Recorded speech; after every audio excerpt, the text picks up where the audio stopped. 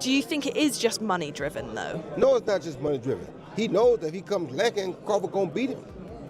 Crawford knows if he comes lacking, Canelo gonna beat him. No, it's not money-driven at all. Money just was a good reason to make the fight happen. Terence is a tremendously skilled fighter. So is Canelo a very skilled fighter. But he doesn't have the same skill set as Terence does. Thank you, Bob. Appreciate you, man. You interact together. What is it in your mind? I think he's just used to the stage. You know what I'm saying? It's a different stage, man. But I don't know, man. It's like Canelo Alvarez versus Terence Crawford gave fans the show they had been waiting for. After the fight, experts praised the energy and build-up. They pointed out how well Crawford stayed calm in front of the Mexican crowd and the loud atmosphere. Both fighters showed respect and carried the pressure of history. Canelo risked his super middleweight legacy, while Crawford aimed to become a three-division undisputed champion. Analysts said it was a tough challenge, but Crawford's calmness and sharp focus proved he truly belonged at the top. Took the boos from the Mexican fans really well, and then towards the end of the press conference, he's so succinct and pithy in everything he says, Bud, that his supporters eventually came to the fore in the arena. He's incredibly popular. Canelo's he's not arrogant, but he's got so much self-belief. And then it's like a game of ping pong, back and forth all the time. Great atmosphere. We've had a brilliant day interviewing so many people about it. Today makes me feel really stoked about this fight now. Stoked, great word. Stoked. There's a lot of respect between both guys. I think they both know what they've got themselves into. Obviously, Terence is on the precipice of history. 3-weight undisputed champion, not been done in the modern era. And obviously Canelo Alvarez, he's taking a big risk here. He's fighting what everybody's saying is the smaller guy. But when he was up on that stage, both guys paying an awful amount of respect to each other, both admitting that this is a 50-50 and could go either way. Yeah, no nostalgia. They were asked about nostalgia and the biggest fight of their lives. Neither man wants to think about those things. They know they've got an elitist fighter in front of them. Canelo, like you say, has his legacy to lose in many ways that he's created in recent times at super middleweight, being undefeated in that division for 6.5 years. Against a guy that's come up from lightweight. Let's not forget that he beat Ricky Burns to win the world title at the beginning. It's a massive ask for Terence Crawford still, but there's that feeling in all of us that he is capable of doing it. And he presents that the whole time. He's got this poker face. He's got this ability to respond in the right way to everything. At the higher weight, Crawford showed he could win Canelo's respect by standing his ground in exchanges. Experts noticed he didn't copy Mayweather's defensive style, but fought his own way, mixing fast counters with clever movement. Canelo's pressure and power reminded everyone why he rules at super middleweight, while Crawford's calmness and adjustments showed his greatness. The fight brought back memories of past challenges Canelo has faced, but the intensity made this one feel different. At 168 pounds. It is going to be a bit of a mystery how he comes into this weight class. There were some rumors of a shoulder injury. I'm not putting any stock into that because I don't think we can unless there's anything official really out there. Point being, there's got a lot of question marks around Terence Crawford. This video, we are going to suppose that those question marks are answered in full force by Terence Crawford being an absolute monster at this weight class. It's a lot of assuming, but it's kind of what we have to do to see the best version of Terence Crawford in this fight. So let's assume the weight doesn't bother him. Let's assume he is fully healthy, not injured. Let's assume that Canelo's power is not too much from him coming up from 147, 154 to 168. Let's assume all that's true. How does Terence Crawford win this fight? Number one, he has to get Canelo's respect early. Terence Crawford is not going to fight this fight on his back foot, circling around the ring like William Skull or Edgar Berlanga, any of these guys that got hit by Canelo and went, ooh, no, I don't want any part of that. That can't happen. And do not forget, by the way, that Charlo was 154 undisputed champion. When the dust settled, many agreed with Carl Froch and Hamza Shiraz that Crawford's timing, skills, and composure on such a big stage were unforgettable. At the same time, Canelo's legacy was clear. He has already fought names like Gennady Golovkin and Floyd Mayweather, who forced him to improve, and that experience shaped his presence here. His power still commands respect from fans and analysts. This fight showed the balance between Crawford's precision and Canelo's tested strength. It wasn't just about who was better, but about proving the greatness of both men. Talk about Crawford, Canelo, before we move on to you and Canelo. Who you got for this? I mean, this is an exciting fight. What's your pick for this one? I think Canelo's going to win rounds 8 to 10 knockout. You think he'll get stoppage, yeah? Yeah, I think he's going to get the stoppage. I think... Are you basing that just on size? Or? No. It's a little bit on size, but I think Crawford's ego is not going to let him box. You got to remember, so you think he's going to take him on? Yeah. I think he'll try. He'll do what he has to do at the start. Realise it's not going to work. Later on, try and match him, and that's it. Game over. See, I think if Crawford's going to do the job, it's got to be boxing, moving, keeping out of the way. That's the only way it can be done. He can't fight him, can he? No, he can't fight. And you're saying there he gets drawn in because he just might do because he's unbeaten. He fancies himself as a bit of a tough. Well, he's tough, isn't he? He's tough, strong. He does everything well. Yeah. But at this weight, but Canelo was down at welterweight when he started, up at light heavyweight, and obviously been beat. He lost to Mayweather and lost to Dimitri Bivol. Yeah. Bivol was too much for him. Yeah, back down at super middleweight now. That's probably his comfortable weight.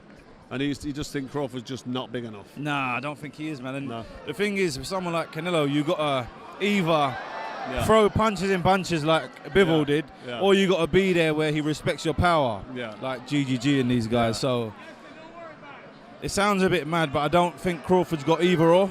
He's talented, one of the best fighters in our generation, but you've got to remember you're going up. 2 divisions, 3 divisions. Yeah, 2 or 3 It's divisions. different. The game's different up there. And Canelo's not going anywhere, is it? Because he got clips. You mentioned Bivol there, and Bivol smashed him quite a lot of big, heavy shots. Yeah. And he coped. He took it. Never been down, has he? Nah, he ate it. And it didn't phase him. So I don't see how Crawford can hurt him, to be fair. The fight showed the clear difference between a natural super middleweight and a fighter moving up. One had the size and strength to absorb punches that trouble most opponents, while the other used sharpness, speed, and activity to stay even.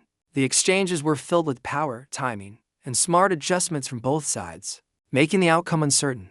As the fight went into the later rounds, fatigue and pressure became key, setting up dramatic moments in the championship rounds. Weird, it's quite difficult to read.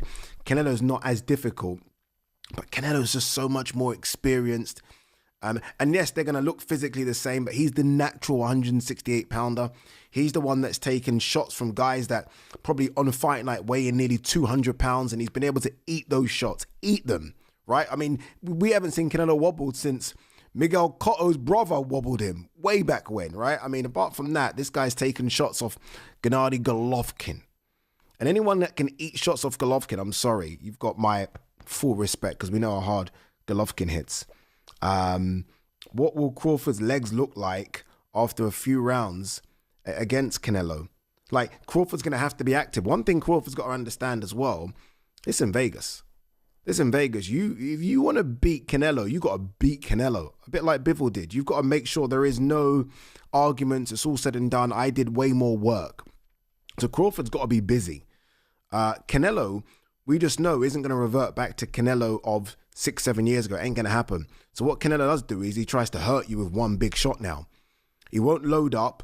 It will tap you, then bang. I think we've seen that, especially that shot he throws where it looks like he's going to go to the body, then it goes up top. He's really good at that shot. So Crawford's got to look out for that. I think Crawford wins quite a few of the early rounds. And then I think the weight of Canelo's punches, the weight in Crawford's legs start to take some impact. And I think Canelo starts to eat a lot of the second half of the fight rounds. And then I think it comes down to who can do something in 11 and 12 championship rounds. I really do believe that's how it's going to play out. I've got a feeling that Canelo will hurt Crawford. After the fight, talk shifted to drug testing. Some questioned if Canelo faced the same checks as others at this weight, though the main focus stayed on the fight itself. Both fighters showed discipline, fitness, and preparation.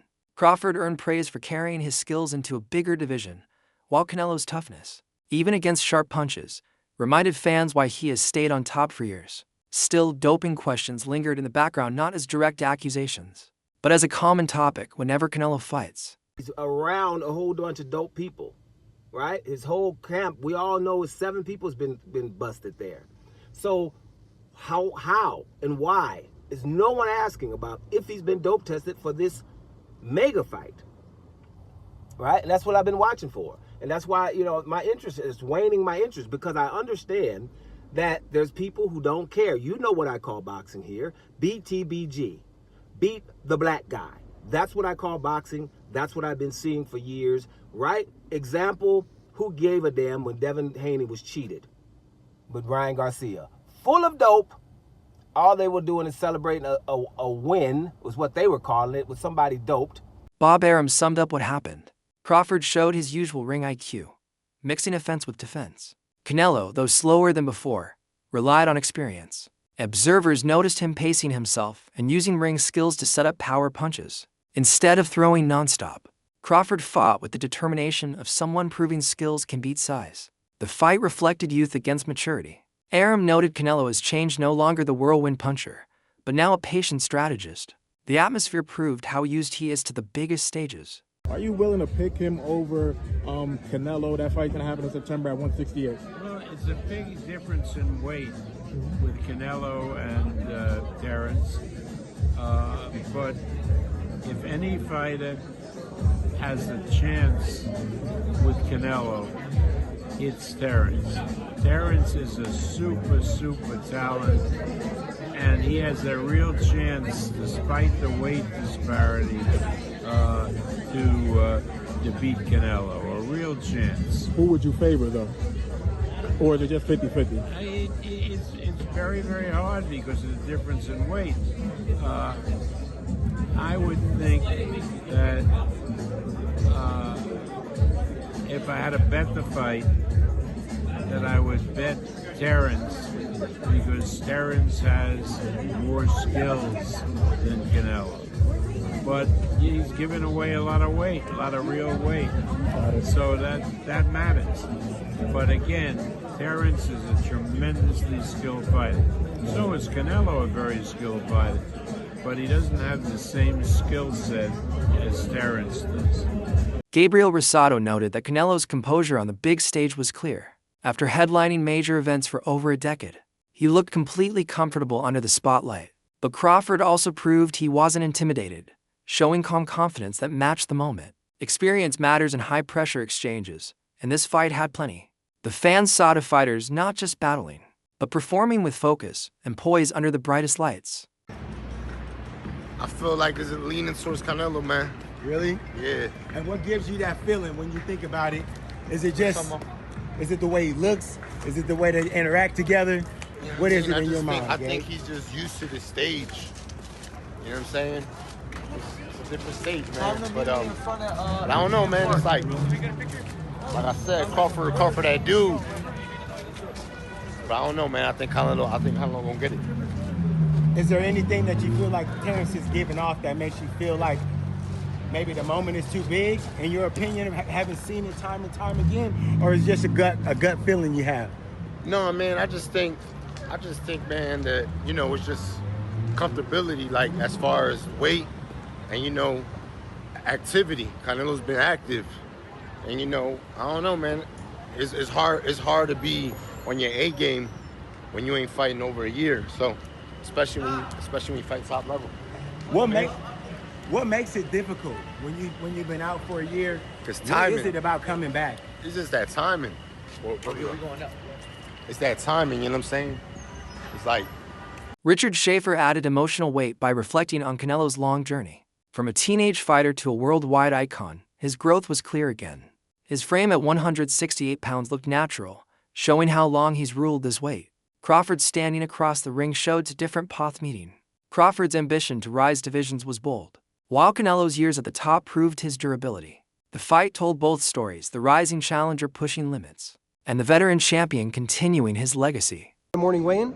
Yeah, we just stepped away from we just stepped on the scale, 167.5. Crawford has the same weight. Interesting. And so they both seem to be in great shape. Canelo is ready. He's mentally ready as well, in a great mood. Feels strong, looks strong, and is ready to perform. My prediction, Canelo stoppage 8. It's a great fight, two great fighters. What do you think? How does this fight unfold? Yeah, I could see that somewhere between the 8th and the 10th. It's just like, I'm not so sure that that Crawford moving up to weighing in at 167.5 pounds is really the smartest move, because I believe that Crawford is not going to win the fight based on weight. Canelo is the bigger, stronger guy. So I think what Crawford did by actually coming in so high, he gave up some of his advantages, such as speed. So I personally think that was not a smart move, but hey, we'll take it. You've known Canelo for many, many years, almost 20 years, 19 years. Tell me about the first time you ever met him and his route to where he is right now. It's funny, we actually were looking the other day at some old pictures and I shared them with Canelo. It was, he was 17 years old. It was in downtown Los Angeles at the Fiesta Broadway event, the big Hispanic festival, where he showed up with Chepo and with Eddie, and my kids were there, my three sons, my wife, and they were like, you know, I don't know. Roy Jones Jr. captured Crawford's mindset perfectly. For Crawford, this fight wasn't about money, it was about testing himself against one of boxing's greatest. He entered the ring with belief and fought with confidence. His preparation and trust in his skills showed in moments of brilliance as he adapted and stayed strong under pressure.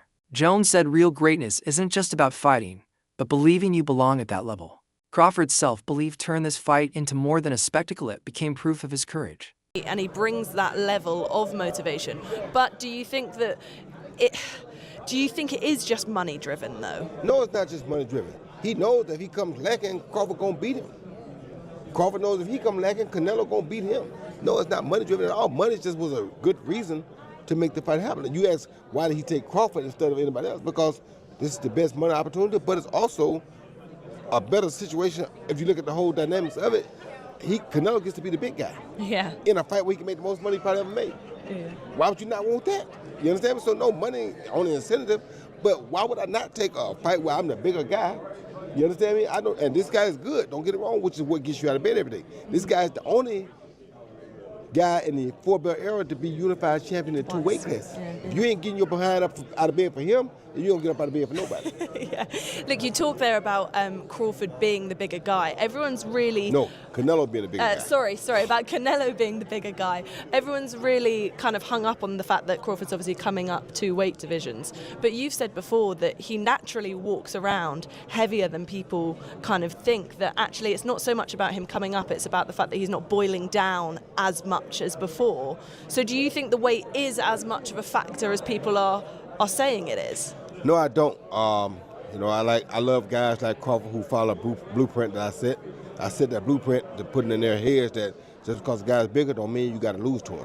When I came in to fight Jerome Ruiz, I gave up a lot of weight. You understand me? But because I had the technique and the skill and the punching power to get my respect, I was able to win the fight. And I did that so that people can understand that just because the guy's bigger than you don't mean that he got to be able to beat you. Lennox Lewis repeated what many had said even before the fight, the size difference. Canelo's strength at super middleweight is well known, proven against many bigger opponents. Crawford, though moving up, showed his speed, accuracy, and power could also earn respect. Still, the size questions stayed throughout the fight, adding drama to every exchange. Lewis explained the real theme of the night: skill versus size, speed versus strength. What do you think about this matchup? Crawford moving up 21 pounds essentially to take on the guy at 68. Yeah, man, Crawford's an amazing fighter. I call him Kung Fu because he fights on different styles. He's, hard to hit and he hits hard. And he's boxing a guy that, he has to jump up in weight like 3 categories. And this man is like a body snatcher. He comes and he wears you down. So it's a great fight. He's boxed, I'm talking Canelo's boxed a lot of guys that move around. And, he's used to that type of boxing.